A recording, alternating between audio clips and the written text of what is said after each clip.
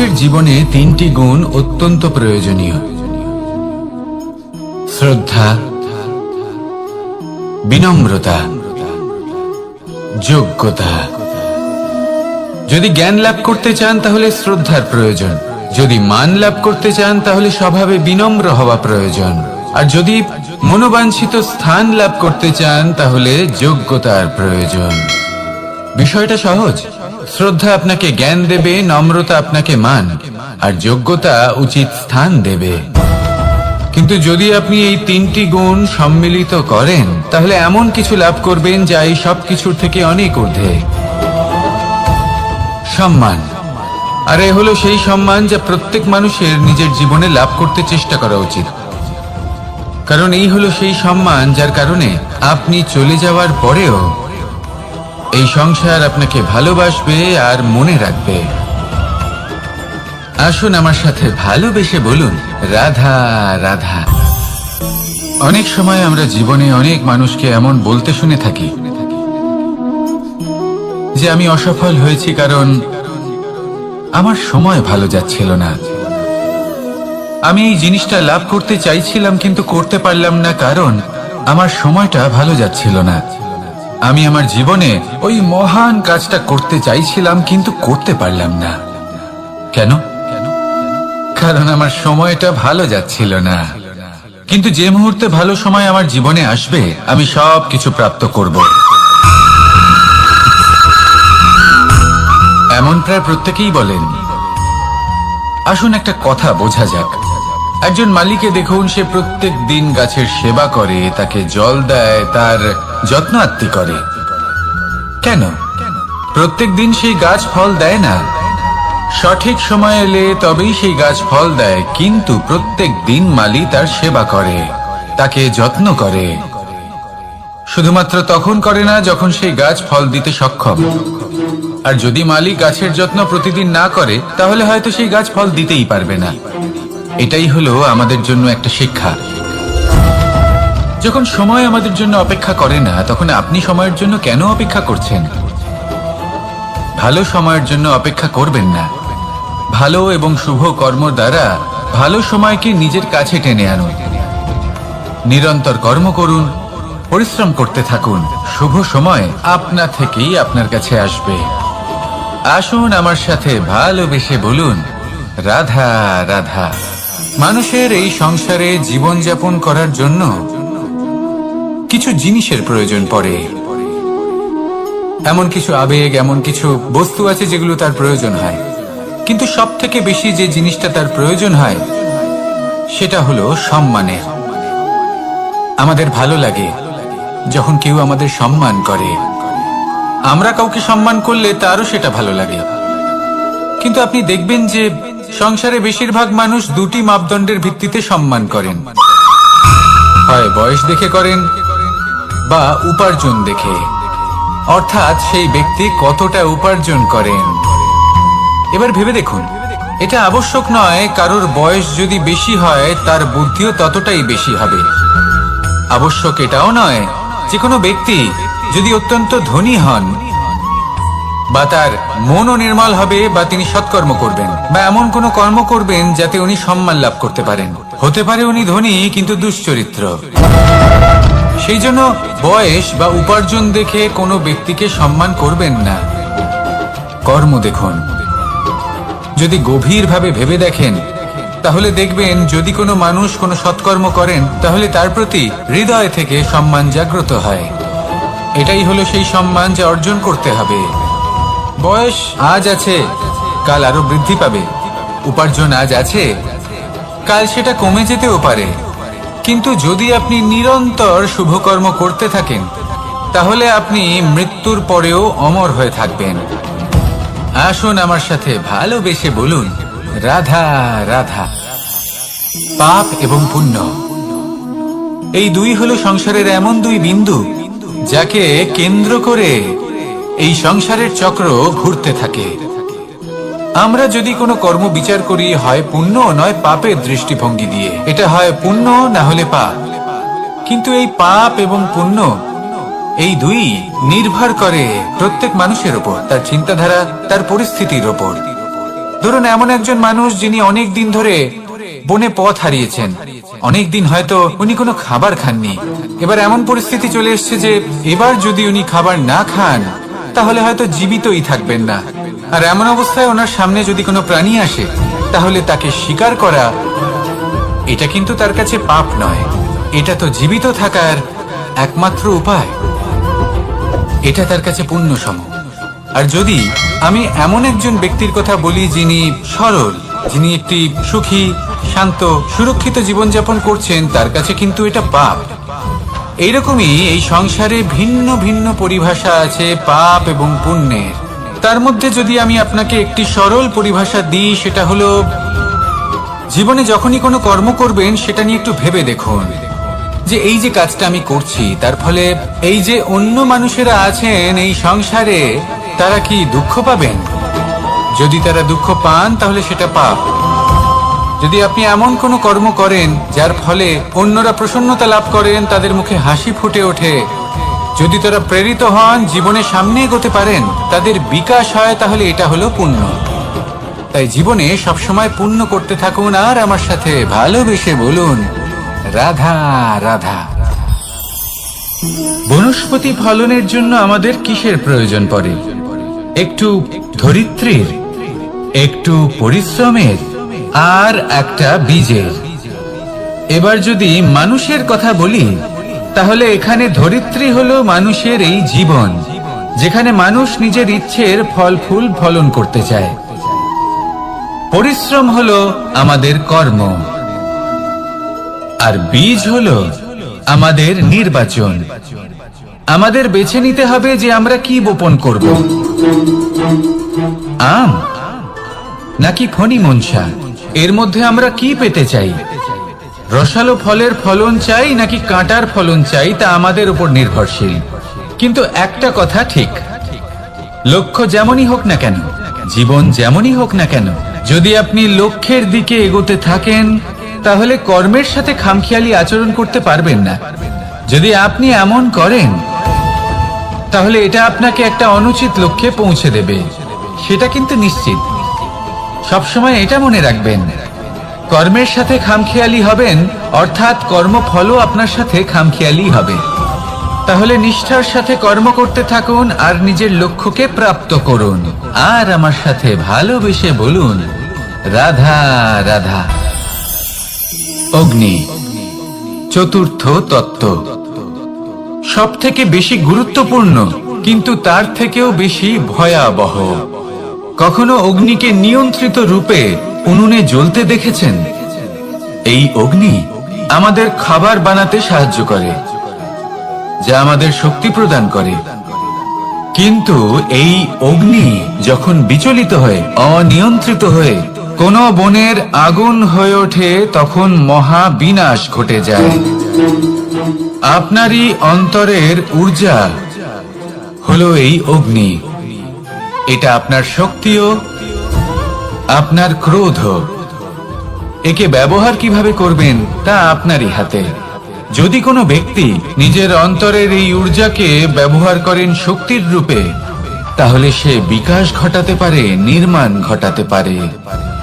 কিন্তু যদি কোনো ব্যক্তি তার অন্তরের ঊর্জাকে বিধ্বংসী অস্ত্র বানিয়ে ফেলেন, তাহলে নিশ্চিত রূপে মহা বিনাশ ঘটতে পারে, যাতে বিনাশ তারও অবশ্যই হবে। অনেক বছর পূর্বে এমনই এক আগুনের দ্বারা এই সুন্দর পৃথিবীর নির্মাণ হয়েছিল। আর অনেক বছর পূর্বে এমন এক আগুনেই সমস্ত জীব এবং সংসার বিলুপ্ত হয়ে গেছিল। এবার আপনি আপনার অন্তরের ঊর্জা দ্বারা বিনাশ ঘটাতে চান নাকি নির্মাণ ঘটাতে চান, সেই সিদ্ধান্ত আপনারই। আসুন আমার সাথে ভালোবেসে বলুন রাধা রাধা। কখনো কখনো এমন হয় আমরা আমাদের বাড়ির উঠোনে বীজ বপন করি, আর তা বিকশিত হয় একটা সুন্দর বৃক্ষে। তার শাখাগুলি প্রতিবেশীর বাড়ি পর্যন্ত পৌঁছয়। ফলের বর্ষণ প্রতিবেশীর বাড়িতেও হয়ে থাকে। আর আমরা ভাবি গাছ আমরা উৎপন্ন করব আর ফল খাবেন আপনারা। এই কেমন কথা হলো? আপনাকে এই কথা বুঝতে হবে যে এসব হলো ভৌতিক বস্তু, সাংসারিক বস্তু। কখনো নিজের বাড়ির বাগানে ভালোবাসার গাছ বপন করে দেখুন। তার শাখাও প্রতিবেশীর বাড়ি পর্যন্ত পৌঁছবে, ফলের বর্ষণ সেখানেও হবে।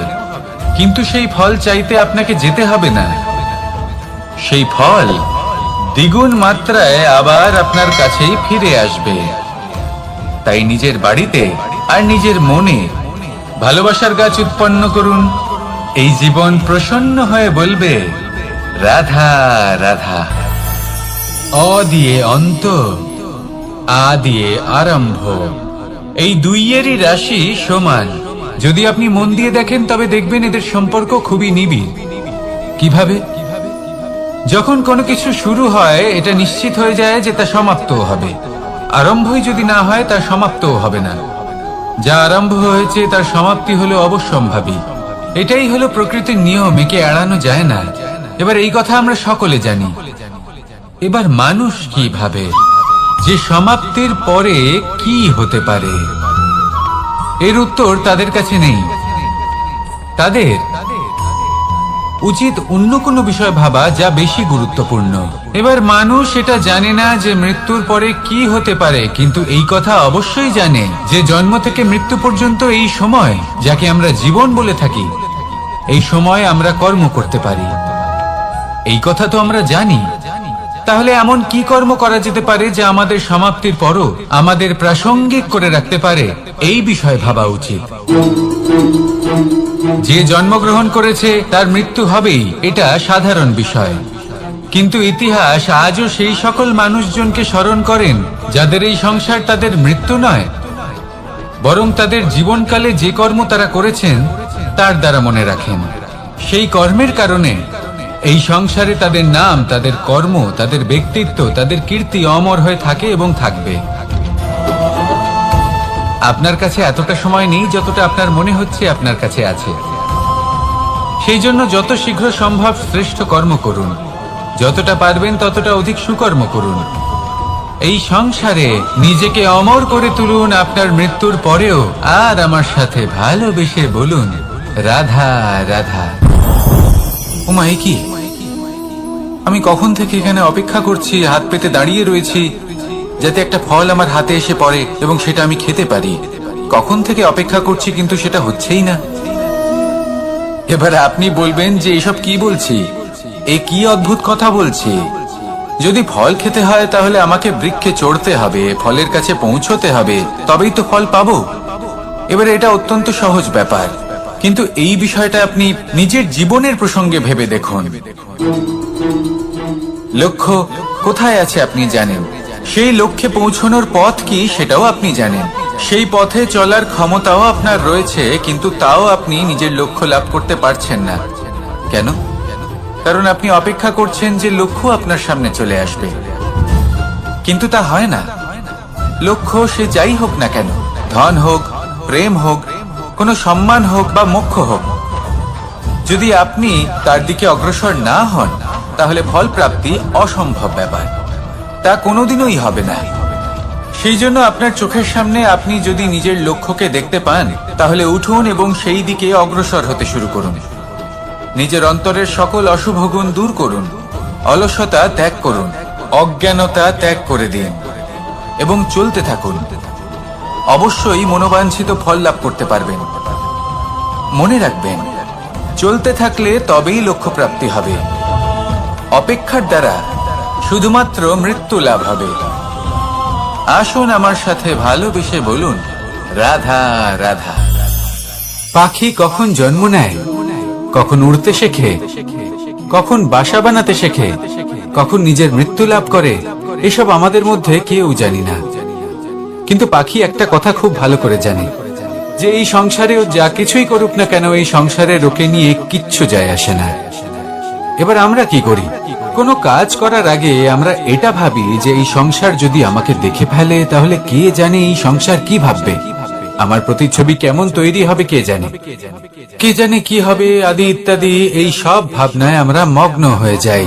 কিছুটা এমন ভাবে মগ্ন হই যে বর্তমানের কর্মের এই জীবনের যাত্রাপথে সেই সময়ের আনন্দ উপভোগ করতে ভুলে যাই। এবার দেখুন একটা পাখি কি করে, ওর কর্ম হলো গান গেয়ে চলা। ওই পাখি গেয়ে চলে। কেউ ওর গান শুনুক বা না শুনুক, কেউ আদৌ শুনছে কিনা সেই বিষয়টা নিয়ে সেই পাখির কিছুই যায় আসে না। সেই পাখি নিজের কর্ম করতে থাকে। হয়তো সেই জন্যই আপনি কখনো কোনো পাখিকে কাঁদতে দেখবেন না। এরকমই আপনাকে নিজেকে গড়ে তুলতে হবে। প্রথমে নিজেকে জিজ্ঞেস করুন, এই যে কর্ম আমি করতে চলেছি সেটা কি উচিত? যদি আপনার মনে হয় সেটা উচিত, তাহলে সেটা প্রমাণ করুন। এটা ভাববেন না যে এই সংসার কি ভাববে। আসুন আর আমার সাথে ভালোবেসে বলুন, রাধা।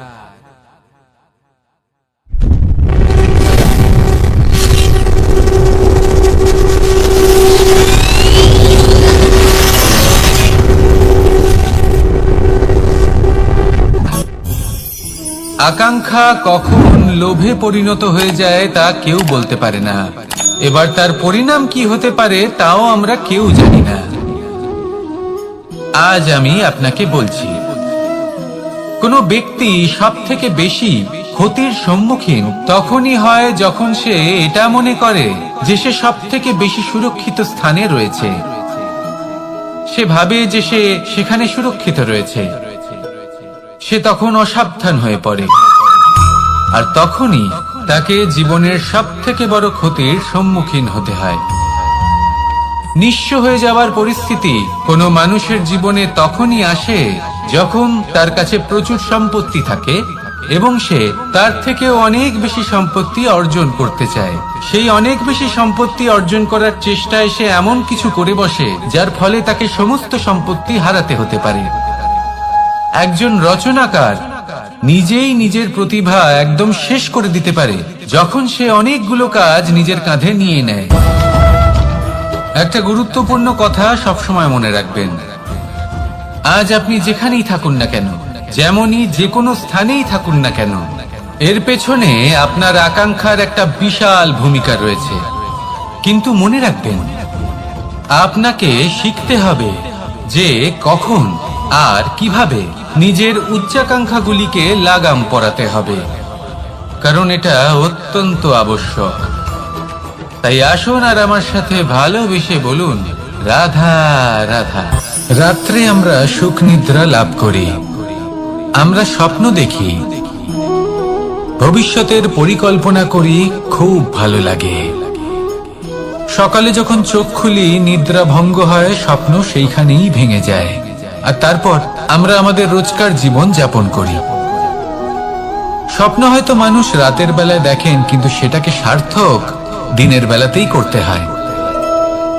রাতে মধুর বাতাসের নিচে কোমল শয্যায় শুয়ে মাতার গলায় মিষ্টি গান শুনতে শুনতে নিদ্রায় আচ্ছন্ন হওয়া, স্বপ্ন দেখা, ভবিষ্যতের পরিকল্পনা করা বড়ই সরল।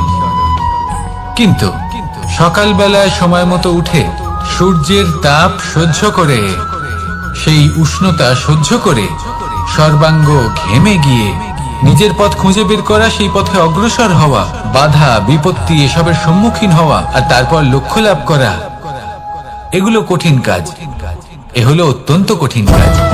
যদি আপনি চান যে স্বপ্ন আপনি দেখেছেন তা সত্যি হোক, তাহলে দিনের বেলায় আপনাকে বেরিয়ে কর্ম করতেই হবে, পরিশ্রম করতেই হবে।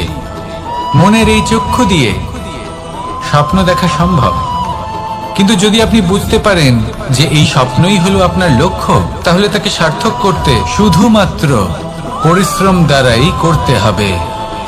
তাহলে পরিশ্রম করুন আর আমার সাথে ভালোবেসে বলুন, রাধা রাধা। মানুষের জীবনে দুই ধরনের আবেগ থাকে যা চিরকাল তার সাথে বসবাস করে।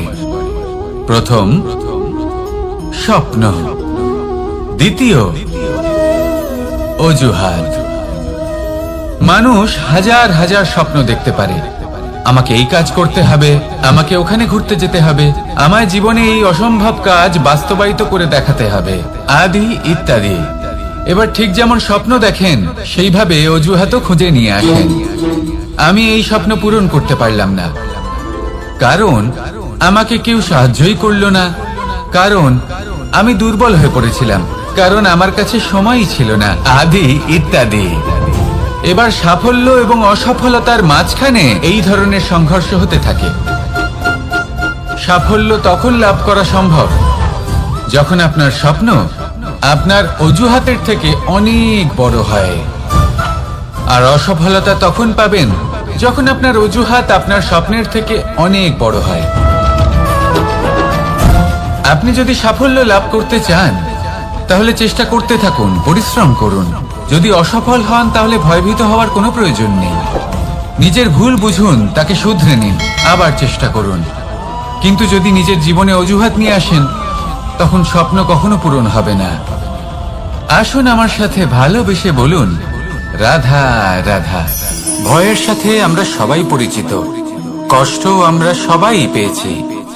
কখনো কখনো আমরা অসুস্থ হয়ে পড়ি, আর এমন সময় হলে মাতার মমতা, কখনো বাবার স্নেহ, কখনো বন্ধুদের পাশে থাকার অনুভূতি আমাদের রোগ নিরাময়ে সাহায্য করে। কখনো যদি আমরা নিরাশ হয়ে পড়ি, তখন যদি আমাদের কোনো আপনজন আমাদের দুটো ভালো কথা বলে, তখন আমাদের মনোবল বেড়ে যায়। ঠিক তেমন সংসারের এই রঙ্গমঞ্চে যদি আপনি পীড়িত অনুভব করেন, কিছু শুভ কথা আলোচনা করুন, কিছু স্তুতি গান করুন, কিছু মুহূর্তের জন্য হলেও নিজের ইষ্টদেবের কথা স্মরণ করুন আর প্রার্থনা করুন।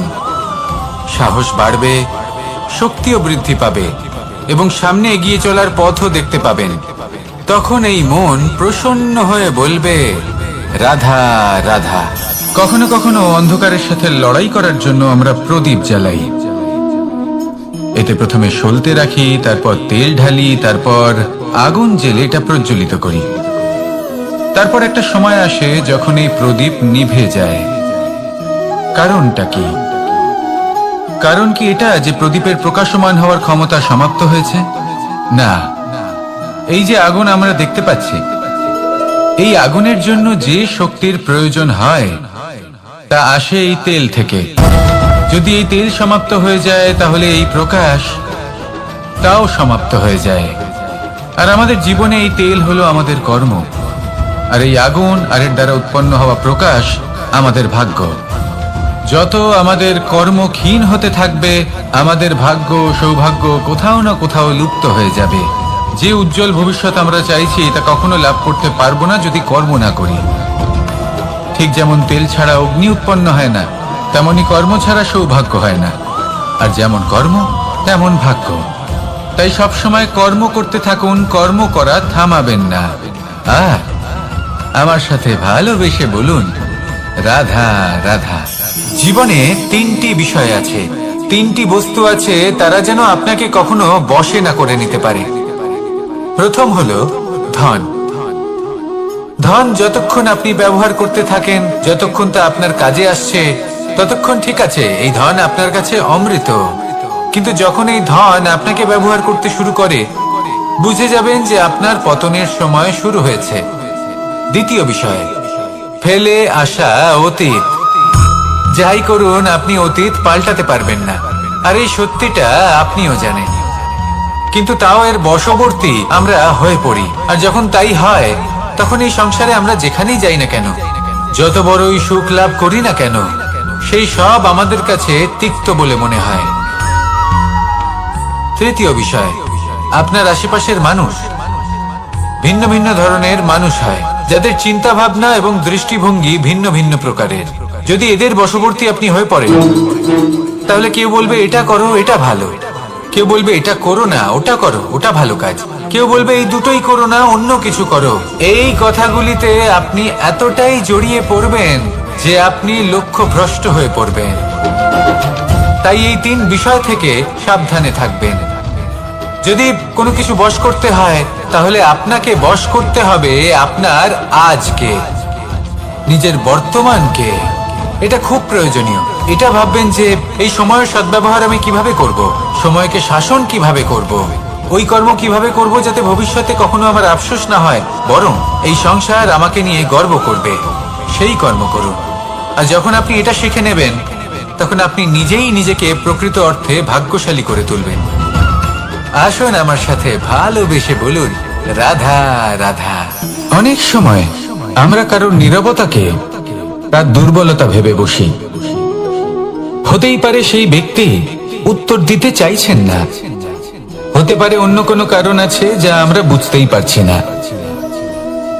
সেই জন্য তাকে দুর্বল ভেবে নেওয়া অনুচিত। দেখতে গেলে এই বিশাল সমুদ্র এও কিন্তু নীরব, শান্ত হয়। কিন্তু যখন সে রুদ্র মূর্তি ধারণ করে তখন কি হয়?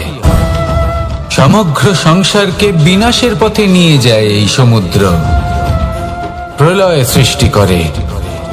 সেই জন্য কারোর সহ্য শক্তিকে দুর্বলতা বলে মনে করবেন না। কারণ যদি এই নীরবতা নিজেকে ভেঙে বেরিয়ে আসে, তাহলে তা বিনাশের সমস্ত সীমা পার করে যেতে পারে। তাই এই নীরবতাকে সবসময় বুঝুন, সবসময় একে সম্মান করতে শিখুন, আর আমার সাথে ভালোবেসে বলুন, রাধা রাধা। কখনো কোনো চাতক পাখিকে দেখেছেন? কথায় আছে যে বছরে মাত্র একবার সে তার তৃষ্ণা মিটিয়ে থাকে, আর তাও আকাশে ভেসে থাকা মেঘের দ্বারা ঘটানো বৃষ্টির জলের ফোঁটা থেকে। আর কোথাও থেকে সে তার তৃষ্ণা পূরণ করে না। সারা বছর সে নিদারুণ গরম সহ্য করে, তীব্র শীতও সহ্য করে, শুধু এই আশা নিয়ে যে বছরে একবার অন্তত সেই মেঘের ঘন ঘটা হবে, বৃষ্টি হবে, আর সে তার তৃষ্ণা নিবারণ করবে। এটা আসলে কি? এটা আসলে বিশ্বাস। সেই বিশ্বাস যে বছরে একবার সেই মেঘ আসবে তৃষ্ণা নিবারণ করতে। যেমন দেখুন, একটা সূর্যমুখী ফুল সারা রাত অন্ধকারের সাথে যুদ্ধ করে, কারণ তার বিশ্বাস যে ভোরবেলায় সূর্য তাকে অবশ্যই দর্শন দেবেন। সেটাও বিশ্বাস ছিল যার উপর ভরসা করে মনু একটা নৌকা নিয়ে বেরিয়ে পড়েছিলেন এবং সমস্ত সৃষ্টিকে প্রলয়ের হাত থেকে বাঁচিয়েছিলেন।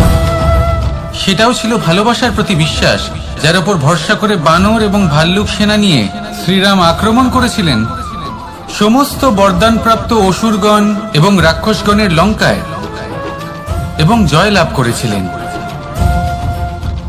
এই বিশ্বাসই হলো এই বিশ্বের আশা।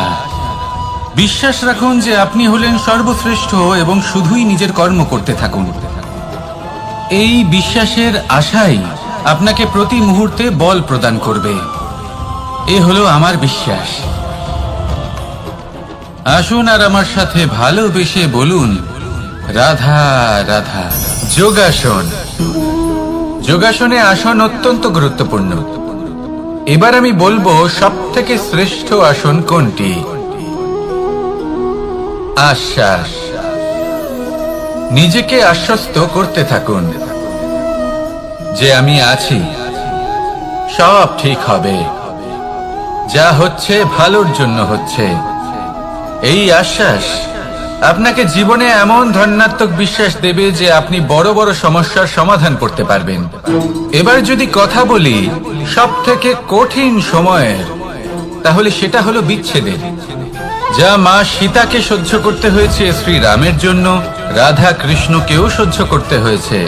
যে ব্যক্তি বিচ্ছেদের সময় সঠিক পথে চলে এসেছে, সে জীবনে অনেক শ্রেষ্ঠ স্থানে অবশ্যই পৌঁছতে পারবে। এবার যদি কথা বলি সবথেকে জরুরি এবং গুরুত্বপূর্ণ সময়ের, তাহলে সেটা হলো সংযোগ। সকলকে সাহায্য করতে থাকুন। আপনি অন্যদের সাহায্য করে তাদের যত আনন্দ দিতে পারবেন, ততটাই আনন্দ আপনারও জীবনে অবশ্যই আসবে। আসুন আর আমার সাথে ভালোবেসে বলুন, রাধা রাধা। সংসারে সকলে উঁচুতে উঠতে চায়, কেউ নত হতে চায় না। সবাই এটা মনে করে যে নত হওয়ার অর্থ হলো তাদের আত্মসম্মান এবং অহংবোধের বিরুদ্ধাচরণ করা। তাদের মনে হয় যে যদি আমরা নত হই, সংসার আমাদের দুর্বল মনে করবে, তাদের শৌর্য এবং তাদের ব্যক্তিত্বের অপমান হবে। কিন্তু এটা কি সত্যি? প্রত্যেকবার নত হওয়ার অর্থ কি সম্মানহানি হওয়া? কখনোই নয়। আপনি নিজের জীবনকেই দেখে নিন। আপনার কোনো অমূল্য জিনিস যদি নিচে পড়ে যায়, তাহলে তাকে কিভাবে তোলেন? সেই বস্তুকে তোলার জন্য আপনাকে নত হতেই হবে। আপনি বড়দের আশীর্বাদ কিভাবে লাভ করেন? আপনি নত হয়ে তবেই তাদের আশীর্বাদ লাভ করতে পারেন, তাই না? ভেবে দেখুন, আপনি একটা পথে হাঁটছেন, আপনি দেখতে চাইছেন যে আপনি সঠিক পথে হাঁটছেন কিনা, পায়ের নিচে কাঁটা পড়ে আছে কিনা। কিভাবে দেখবেন? আপনাকে সেই মাথা নত করেই দেখতে হবে। এর অর্থ কি? অর্থ খুব সহজ। প্রত্যেকবার নত হওয়া অনুচিত নয়, সেটা কোনোভাবেই সম্মানহানি নয়। পরিস্থিতি অনুসারে এবং যেখানে প্রয়োজন আপনি নত হতে শিখে গেলে আপনি অনেক কিছুই লাভ করতে পারবেন। জ্ঞান, মান, গুণ, বিশ্বাস। সেই জন্য প্রয়োজন এবং পরিস্থিতি অনুসারে নত হতে শিখুন, এতে অনুচিত কিছুই নেই। আত্মসম্মান থাকা অত্যন্ত প্রয়োজনীয়, কিন্তু তা যেন কখনো অহংকারে পরিণত না হয়। এই বিষয়ে অবশ্যই নজর রাখবেন এবং আমার সাথে ভালোবেসে বলবেন, রাধা রাধা। আমাদের জীবনে অনেক ধরনের ব্যক্তি এসে থাকেন। কেউ কেউ আমাদের সাথে থেকে যান, কেউ আমাদের থেকে দূরে চলে যান। কেউ ভালো মানুষ হন, কেউ খারাপ মানুষ। কিন্তু আমরা সবসময় সেই সময়টাকে নিয়ে দুঃখ প্রকাশ করি যখন আমাদের জীবনে কোনো খারাপ ব্যক্তি প্রবেশ করেন। তারা আমাদের খারাপ অনুভূতি দেন, দুঃখ দেন, কষ্ট দেন। আমরা সবাই তাকে ভালো মন্দ কথা বলি। কিন্তু কেন? এমন বিভিন্ন ধরনের মানুষ, খারাপ মানুষ, ভালো মানুষ সবার জীবনেই আসেন এবং সকলকেই একটা অমূল্য শিক্ষা দান করে যান। এবার আপনি নিজেই ভেবে দেখুন, জীবনে যখন প্রথমবার আপনি আগুন স্পর্শ করেছিলেন তখন আপনি একটা শিক্ষা লাভ করেছিলেন যে আমাকে আগুনের থেকে একটু দূরে থাকতে হবে। তারপর আস্তে আস্তে আপনি শিখলেন যে কিভাবে এই আগুনকে নিয়ন্ত্রণে রাখতে হবে।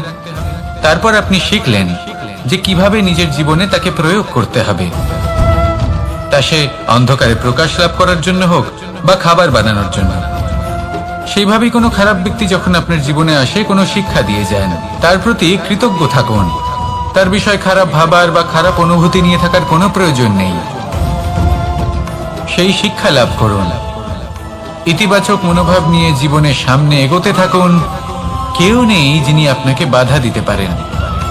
আসুন আমার সাথে ভালোবেসে বলুন, রাধা রাধা। অনেক সময় আমরা জীবনে অনেক মানুষকে এমন বলতে শুনে থাকি যে আমি অসফল হয়েছি কারণ আমার সময় ভালো যাচ্ছিল না। আমি এই জিনিসটা লাভ করতে চাইছিলাম কিন্তু করতে পারলাম না কারণ আমার সময়টা ভালো যাচ্ছিল না। আমি আমার জীবনে ওই মহান কাজটা করতে চাইছিলাম কিন্তু করতে পারলাম না। কেন? কারণ আমার সময়টা ভালো যাচ্ছিল না। কিন্তু যে মুহূর্তে ভালো সময় আমার জীবনে আসবে আমি সব কিছু প্রাপ্ত করব। এমন প্রায় প্রত্যেকেই বলেন। আসুন একটা কথা বোঝা যাক। একজন মালিকে দেখুন, সে প্রত্যেক দিন গাছের সেবা করে, তাকে জল দেয়, তার যত্ন আত্তি করে। কেন? প্রত্যেক দিন সেই গাছ ফল দেয় না। সঠিক সময় এলে তবেই সেই গাছ ফল দেয়, কিন্তু প্রত্যেক দিন মালি তার সেবা করে, তাকে যত্ন করে। শুধুমাত্র তখন করে না যখন সেই গাছ ফল দিতে সক্ষম। আর যদি মালিক গাছের যত্ন প্রতিদিন না করে তাহলে হয়তো সেই গাছ ফল দিতেই পারবে না। এটাই হলো আমাদের জন্য একটা শিক্ষা।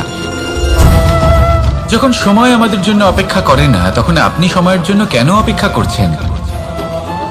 ভালো সময়ের জন্য অপেক্ষা করবেন না। ভালো এবং শুভ কর্ম দ্বারা ভালো সময়কে নিজের কাছে টেনে আনুন। নিরন্তর কর্ম করুন, পরিশ্রম করতে থাকুন। শুভ সময় আপনা থেকেই আপনার কাছে আসবে। আসুন আমার সাথে ভালোবেসে বলুন, রাধা রাধা। জীবনে এমন কিছু কাজ রয়েছে যা আমাদের কখনোই করা উচিত নয়, যেমন আশা করা। যদি আপনি আশা করেন আর আপনার আশা পূর্ণ না হয় আপনি খুবই কষ্ট পাবেন। এবার আপনি যদি প্রতীক্ষা করেন, করতেই থাকেন, আর সেই ব্যক্তি যদি না আসে তাহলেও খুব কষ্ট পাবেন। আর হলো তুলনা। আপনি যদি তুলনা করতে যান তাহলে এটাই ভাববেন যে হয় আমি বা অন্য কোনো ব্যক্তি, এই দুজনের মধ্যে কোনো এক ব্যক্তি নিকৃষ্ট। আর এই ভাবনাটাই হলো অনুচিত। যদি আমরা কথা বলি সেই সব বিষয়ে যা আমাদের করা উচিত, যেমন পরীক্ষা। এই পরীক্ষা সবসময় আমাদের আরো সফল করে তোলে, আরো শ্রেষ্ঠ করে তোলে, আরো উৎকৃষ্ট করে তোলে। আসন্ন মহাসংগ্রামের জন্য আমাদের প্রস্তুত করে তোলে এই পরীক্ষা। তাই এই পরীক্ষার থেকে কখনোই পালাবেন না, এর সম্মুখীন হন। আর হলো কর্ম। কর্ম করা কখনোই বন্ধ করবেন না। তুলনা করার বদলে কর্ম করুন, প্রতীক্ষা করার বদলে কর্ম করুন, আর আশা করার বদলে কর্মই করুন। জীবন সফল হয়ে যাবে। দেখুন, সবার শেষে সত্যি বলতে এই কর্ম আর এই পরীক্ষা, এই দুই আমাদের জীবনকে সুখী করে তুলতে পারে। আসুন আর আমার সাথে ভালোবেসে বলুন, রাধা রাধা। আমি অনেক সংখ্যক মানুষকে দেখেছি, তাদের কাছে অত্যাধিক জ্ঞান আছে, শিল্প আছে, ধন আছে, কীর্তি আছে, কিন্তু তারা এই সবকিছু নিজেদের কাছেই রাখেন, এই সমাজে বিতরণ করেন না। কারণ হলো ভয়। ওনাদের মনে হয় যে যদি আমি এই সব কিছু সমাজে বিতরণ করি, তাহলে সমাজ আমার শিল্প হোক, ধন হোক, জ্ঞান হোক, কীর্তি হোক, সবকিছু চুরি করে নিয়ে যাবে, আর তার বদলে আমি কিছুই পাবো না। এটা কিন্তু সত্য নয়। সত্য হলো এটাই যে যদি আপনি নিজেকে এই সংসারের প্রতি সমর্পিত করেন, তাহলে এই সংসার আপনার প্রতিও সমর্পিত থাকবে। আপনি শুধু ধন, জ্ঞান, কীর্তি, সম্মান পাবেন তাই নয়, বরং এই সমাজ আপনাকে নিজের চোখে হারাবে, মনের মধ্যে স্থান দেবে। তাই এই ভয় ত্যাগ করে দেখুন কিভাবে এই সমাজ আপনাকে প্রেম সমর্পণ করে। আসুন আমার সাথে ভালোবেসে বলুন, রাধা রাধা। মানুষের এই সংসারে জীবনযাপন করার জন্য কিছু জিনিসের প্রয়োজন পড়ে। এমন কিছু আবেগ, এমন কিছু বস্তু আছে যেগুলো তার প্রয়োজন হয়, কিন্তু সব থেকে বেশি যে জিনিসটা তার প্রয়োজন হয় সেটা হলো সম্মানের। আমাদের ভালো লাগে যখন কেউ আমাদের সম্মান করে। আমরা কাউকে সম্মান করলে তারও সেটা ভালো লাগে। কিন্তু আপনি দেখবেন যে সংসারে বেশিরভাগ মানুষ দুটি মাপদণ্ডের ভিত্তিতে সম্মান করেন, হয় বয়স দেখে করেন বা উপার্জন দেখে, অর্থাৎ সেই ব্যক্তি কতটা উপার্জন করেন। এবার ভেবে দেখুন, এটা আবশ্যক নয় কারোর বয়স যদি বেশি হয় তার বুদ্ধিও ততটাই বেশি হবে। আবশ্যক এটাও নয় যে কোনো ব্যক্তি যদি অত্যন্ত ধনী হন বা তার মনও নির্মল হবে বা তিনি সৎকর্ম করবেন বা এমন কোনো কর্ম করবেন যাতে উনি সম্মান লাভ করতে পারেন।